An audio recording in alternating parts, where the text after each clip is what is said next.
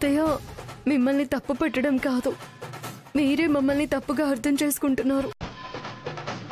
జరిగిపోయిన దానికి నేను క్షమాపణ చెప్తున్నాను. నోరు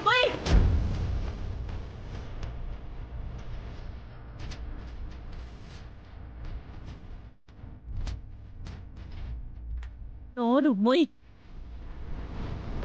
నీ వేషాలు నా దగ్గర ప్రదర్శించకు. ఎందుకు ఇలా చేస్తున్నావు పద్మా?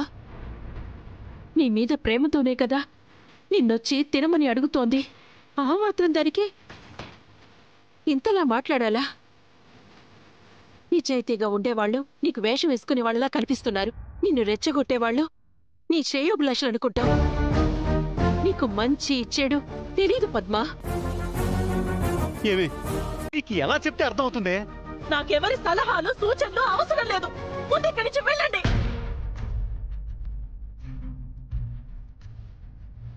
పద్మా, రేపు వయసు మీద పడి మంచమే జతగా ఉన్నప్పుడు నీ కొడుకు తాళి కట్టిన కోడలే నిన్ను పసిబిడ్డలా చూసి కోరుముద్దలు తినిపించేది. అది గుర్తుంచుకో పద్మా. నాకెవరి జాలి దయ అవసరం లేదు. ముందు ఇక్కడి నుంచి వెళ్ళండి.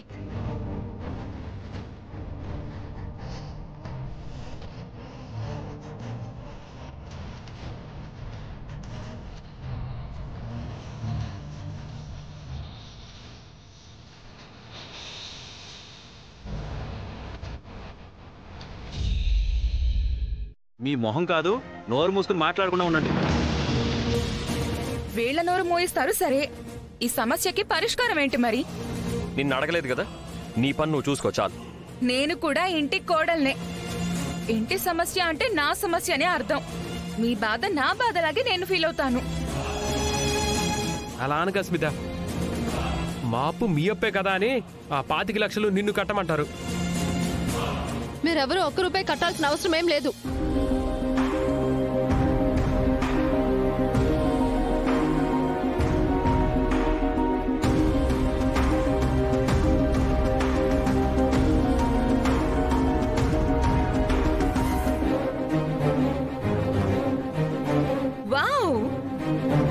చేతిలో బ్యాగ్తో వచ్చిందంటే డబ్బులు తెచ్చేసిందన్నమాట.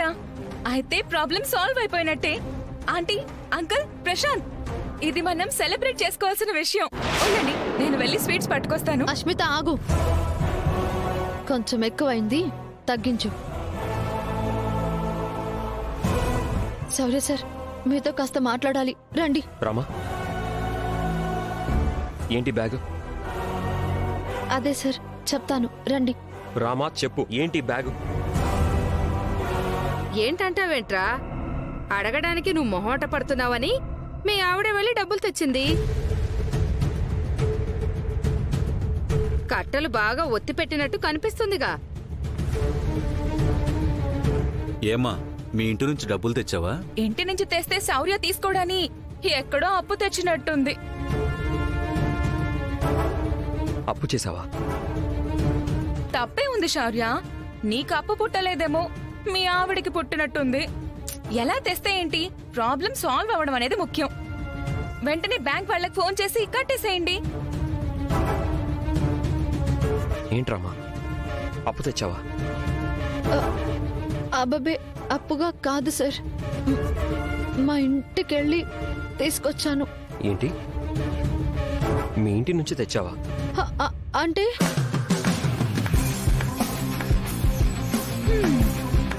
Give her a big round of applause. Asmita, ఎందుకు అరుస్తున్నావు శౌర్య? మీ నాటకాలు చూసి మేమరవాలి. నాటకం ఏంటి? మరి ఇదంతా ఏంటి? మా అందరి ముందు నువ్వు ఆడదాని డబ్బులు ముట్టను అంటావు. మాకు తెలియకుండా మీ వైఫ్ తో వాళ్ళ పుట్టింటి నుంచి డబ్బులు తెప్పించుకుంటున్నావు. కాదు సార్,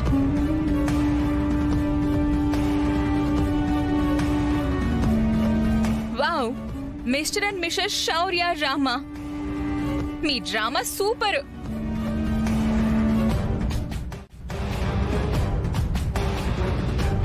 ప్రేమించాను, పెళ్లి చేసుకున్నాను, నాకు రామ ప్రేమ చాలు, తన నుంచి పైసా వద్దు అని సినిమా డైలాగులు చెప్పి తెర వెనుక వేరే షో నడిపిస్తున్నావా? ఏమో అనుకున్నాను గాని నీకు నీ పెళ్ళాం ఆస్తి మీద కన్నుందన్నమాట.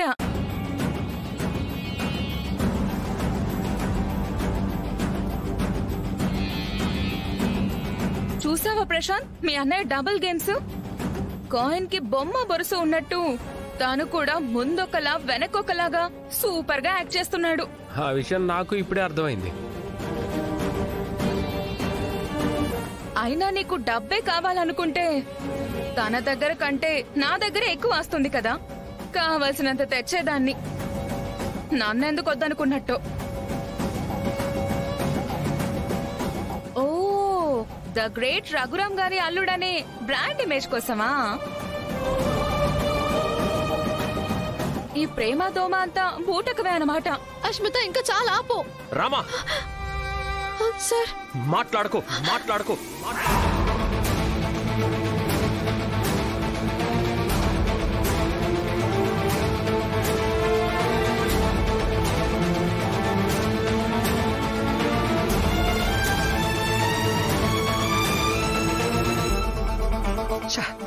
శౌర్య, ఏంట్రా ఇది? మరి రామ చేసిన పనేంటా అన్న? నేనేం చేశాను సార్? ఎవరు తీసుకురమ్మన్నారు ఈ డబ్బు నిన్ను? నేను అడిగానా?